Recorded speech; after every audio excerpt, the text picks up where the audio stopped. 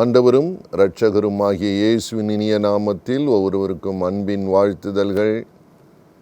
கர்த்தருடைய வார்த்தை அநேகருக்கு பிரயோஜனமாக இருக்கிறதாக கர்த்தர் உங்களை பலப்படுத்தி உங்களோடு கூட பேசுவதாக அநேகர் சாட்சி சொல்லுகிறீர்கள், தொலைபேசியிலே தொடர்பு கொள்கிறீர்கள். கர்த்தருக்கு ஸ்தோத்திரம்.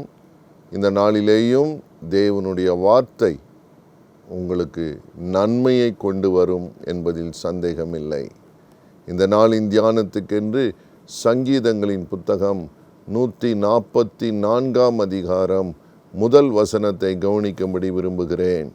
வேதம் சொல்லுகிறது, என் கைகளை போருக்கும் என் விரல்களை யுத்தத்திற்கும் படிப்பிக்கிற என் கன்மலையாகிய கர்த்தருக்கு ஸ்தோத்திரம்.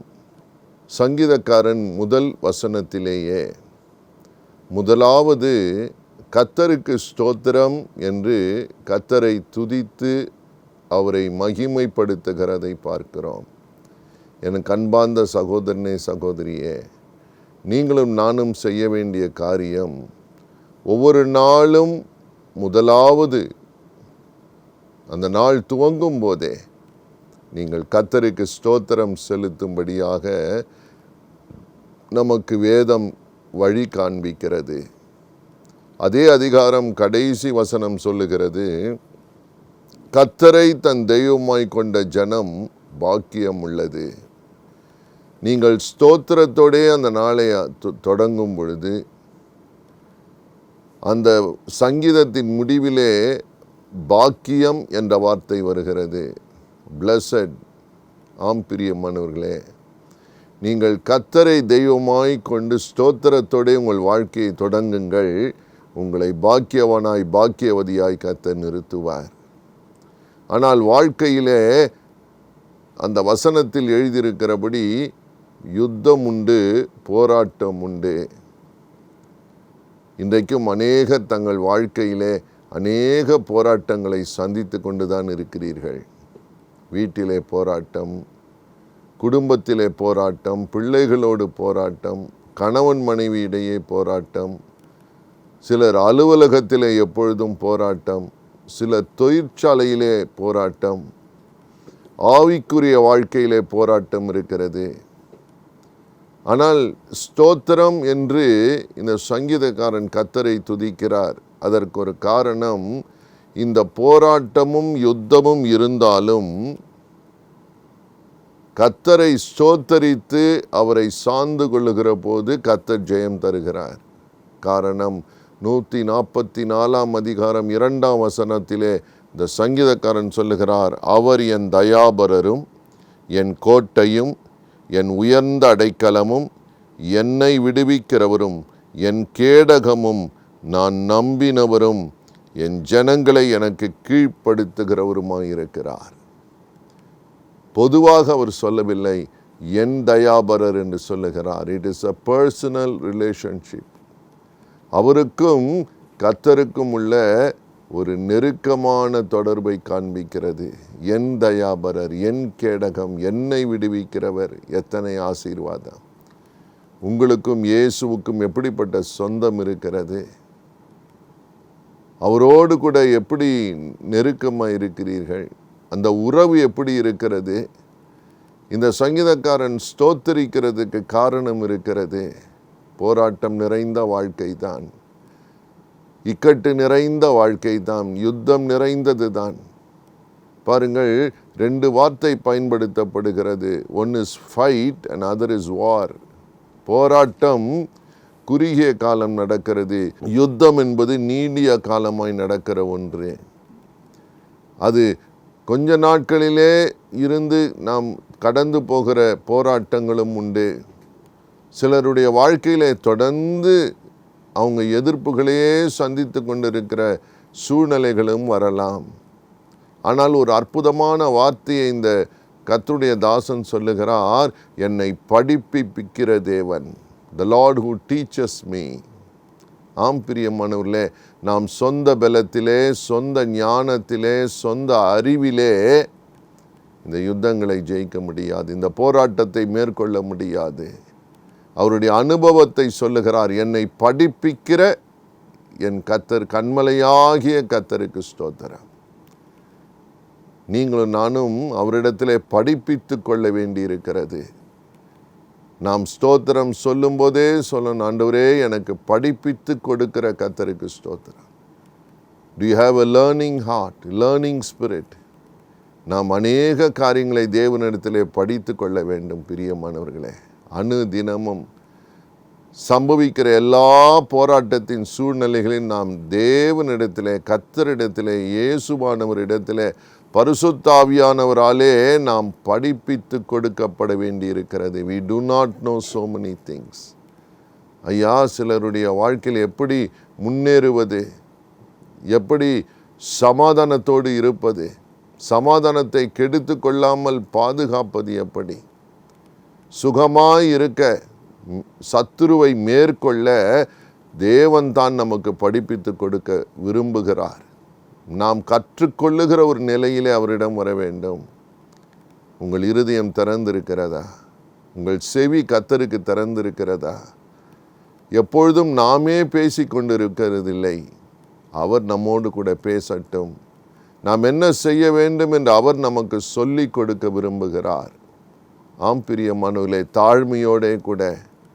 ஏனென்றால் ஒரு வார்த்தையை சங்கீதக்காரன் சொல்லுகிறார், என் கன்மலையாகிய கர்த்தருக்கு ஸ்தோத்திரம். ஹல்லேலூயா. அது எதை காண்பிக்கிறது? தேவன் அசையாதவர், தேவன் மகா பெரியவர். He is such a great person. அவர் உன்னதமானவர். அவரை போல ஒருவரும் இல்லை. அவர் நிகரற்றவர். He is the rock. அவர் சொல்லுகிறார், என் கன்மலையாகிய கர்த்தருக்கு ஸ்தோத்திரம். I know my God. என் தேவன் எனக்கு தெரியும். அவர் எப்படிப்பட்டவர்? கன்மலையானவர். எனக்கு எனக்கு தாபரமாய் இருக்கிறவர். அவர் அனுபவம் அது. பிரியமானவர்களே, நாம் பலவிதமான ஜனங்கள் மத்தியிலே வாழுகிறோம். அந்த சங்கீதத்திலே அவர் சொல்லுகிறார், கபட நாவு, கபட கைகள் உள்ளவர்கள், பொய் நாவுள்ளவர்கள் இந்த உலகத்தில் இருக்கிறார்கள். வாயை திறந்தாலே பொய்யை சொல்லுகிறவர்கள் இருக்கிறார்கள். அதன் மத்தியிலே தேவன் நமக்கு ஜெயம் தர விரும்புகிறார். பயப்படாதீங்க அன்பு சகோதரனே, சகோதரியே. இன்றைக்கு வாழ்க்கையின் பல நெருக்கங்கள் வழியாய் நீங்கள் கடந்து போய் கொண்டிருக்கிறீர்கள். உங்கள் தவிப்பை தேவன் பார்த்திருக்கிறார். ஒன்று செய்யுங்கள், ஆண்டவரே எனக்கு சொல்லித்தாரும் என்று கேளுங்கள். Teach me. மத்தேயு 11 28, 29 வாசித்து பாருங்கள். இயேசு சொல்லுகிறார், நான் மனத்தாழ்மையாக இருக்கிறேன், நான் சாந்தமாக இருக்கிறேன், என்னிடத்திலே வந்து கற்றுக்கொள்ளுங்கள், நான் உங்களை நடத்தட்டும் என்று சொல்லுகிற ஒரு நல்ல இயேசு நமக்கு இருக்கிறார். அவருடைய ஆவியினாலே நம்மை நிரப்பி கண்ணை வைத்து ஆலோசனை சொல்லுகிற ஒரு நல்ல தெய்வம் நமக்கு இருக்கிறார். பயப்படாதிருங்கள். நாம் தாழ்த்துவோம். ஆண்டவரே எனக்கு வழி காண்பியும் என்று சொல்லுவோம். என்னை ஆலோசனை தந்து என்னை நடத்துங்க என்று நாம் நம்முடைய உள்ளத்தை திறப்போம். உங்களுடைய எல்லா சூழ்நிலைக்கும் கர்த்தர் ஆலோசனை வைத்திருக்கிறார். மனுஷனுடைய ஆலோசனைகள் அவைகள் வேதனை உண்டாக்கலாம். ஆனால் தேவனுடைய ஆலோசனைகள் சமாதானமானவைகள், அவைகள் நிலை நிற்கிறவைகள். ஆம் பிரியமானவர்களே, முன்னேறி போக முடியாதபடிக்கு பல தடைகளை சந்தித்து கொண்டிருக்கிறீர்கள். திரும்ப திரும்ப அந்த பிரச்சனை உங்களை வாட்டி கொண்டே இருக்கிறது, உங்களை நெருக்கி கொண்டே இருக்கிறது. என்றைக்கு மாறும் என்று காத்திருக்கிறீர்கள்.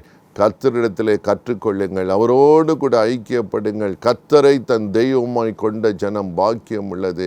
நீங்கள் தோற்று போவதற்காய் கர்த்தர் உங்களை அழைக்கவில்லை.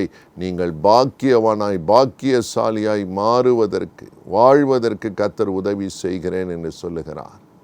இந்த நாளிலேயும் அவருடைய வார்த்தை, அவருடைய ஆலோசனை உங்களையும் என்னையும் நிரப்ப காத்திருக்கிறது. ஸ்தோத்திரிக்க தவறி விடாதிருங்கள். கர்த்தருக்கு மகிமை செலுத்த தவறாதிருங்கள். முதலாவதாக அவருடைய நாமத்தை உயர்த்துங்கள், கர்த்தரை கனப்படுத்துங்கள். வேதம் சொல்லுகிறது, அவரை கனம் பண்ணுகிறவர்களே அவர் கனம் பண்ணுவார். வஞ்சிக்கப்படாதிருப்போம்.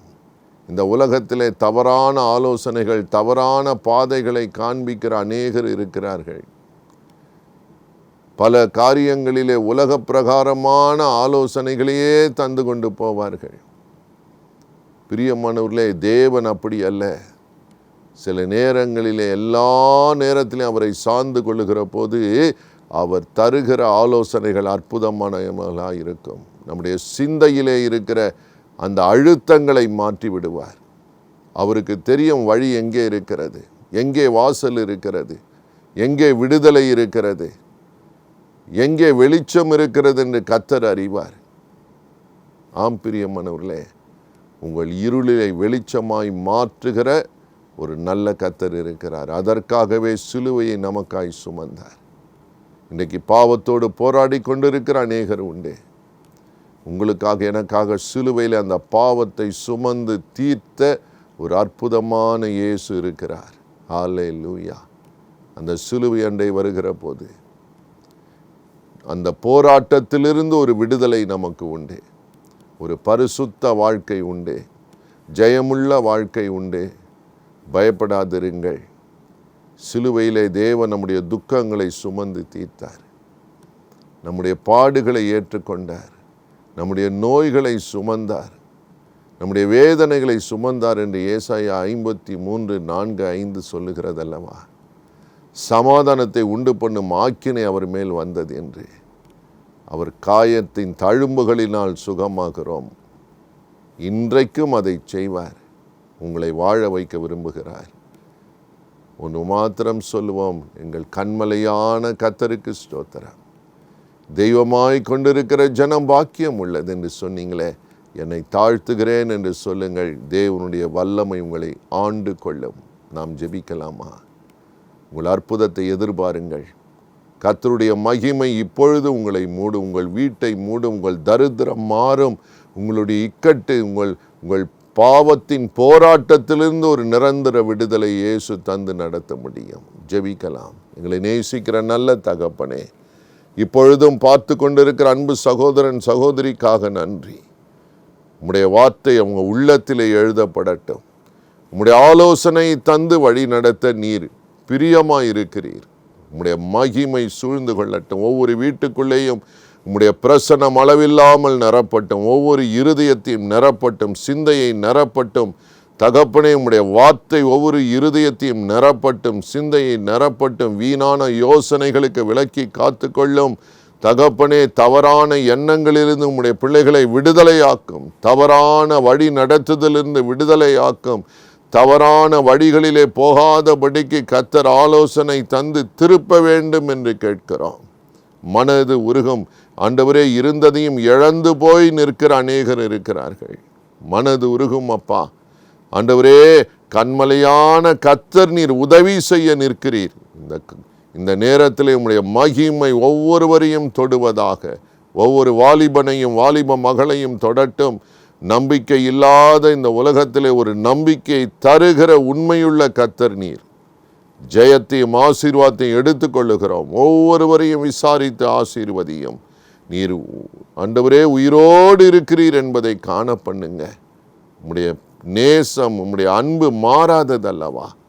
அற்புதங்களை எடுத்துக்கொள்ளுகிறோம். ஜெயமான ஒரு வாழ்க்கையை நடத்தும். தேவைகள் சந்திக்கப்படட்டும்.